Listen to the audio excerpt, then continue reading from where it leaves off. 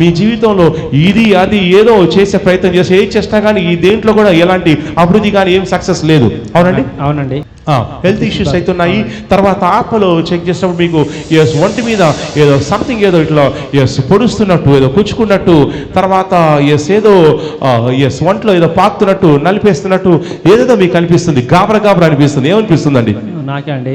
ఏమనిపిస్తుంది మీకు? బాగా లంగ్స్ లో ఇన్ఫెక్షన్ ఉంది. లంగ్ ఇన్ఫెక్షన్ ఉంది. 2 లంగ్స్ ఖరాబ్ అయినాయని చెప్పారు డాక్టర్స్. ఖరాబ్ అని చెప్పారు. మ్యారేజ్ ముందు బాగానే ఉండేనా? మ్యారేజ్ ముందు ఈ హెల్త్ ప్రాబ్లమ్స్ ఉన్నాయా? లేవు. అదే నేను చెప్తున్నాను, మీకు మ్యారేజ్ ముందు హెల్త్ ప్రాబ్లమ్స్ లేవు. సో మ్యారేజ్ అయినప్పటి నుంచే ఈ హెల్త్ ప్రాబ్లమ్స్ మీకు అటాక్ కావడం నేను చూస్తున్నాను.